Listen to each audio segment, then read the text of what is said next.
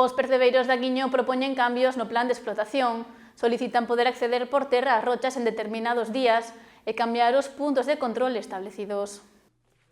A Consellería do Mar xa publicou o plan de explotación para a xestión dos recursos específicos, entre eles o percebe, e unha vez máis será trianual. Os percebeiros da Guiño afondaron na Federación Provincial da Coruña algúns cambios que queren propoñer para mellorar a situación desta especie. Eu, como representante dos percebeiros, pois vexo que hai unhas queixas de que son bastante fundamentadas, sobre todo en dous aspectos, que son o de que os percebeiros pois non podemos ir moitas veces ao mar, dependendo do que é o mar,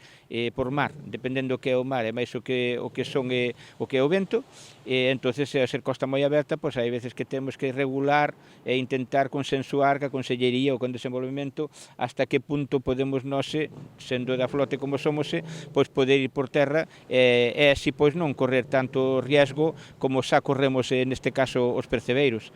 E outra cuestión que queren intentar solucionar é o dos puntos de control. Cando pasamos un punto de control, sobre todo por terra, cando o tempo non acompaña, e vamos por terra, pois o punto de control, tal e como está na normativa vigente, pois de que temos que pasar un control, e os mesmos vixiantes que nos pasan o control teñen que levarnos o percebe ao seguinte punto, que neste caso sería o punto de venta, que sería a nosa lonxa, no noso caso, por exemplo, pois isto non é inviable totalmente, isto hai que cambiálo de unha maneira xa,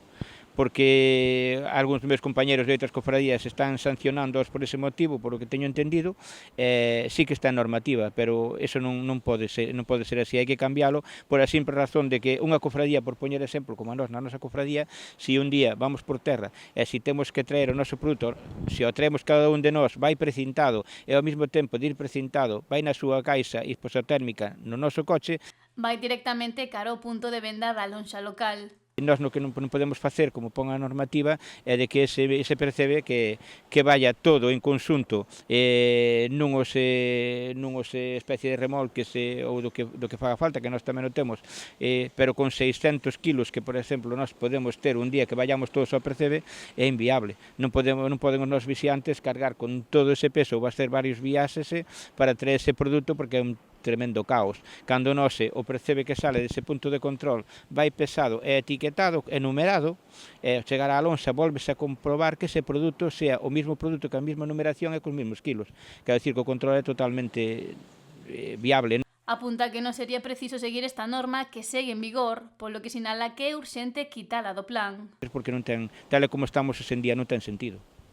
Santa María afirma que este novo plan de explotación é bastante similar ao anterior no referente ao percebe. Temos días para recurrir neles, non, para mandar alegacións, e neso estamos, por iso vamos a facer esta reunión, no caso do percebe neste caso, vamos a ter esta reunión co resto dos percebeiros ou das cofradías que teñen percebe, e, bueno, vamos a intentar, pois,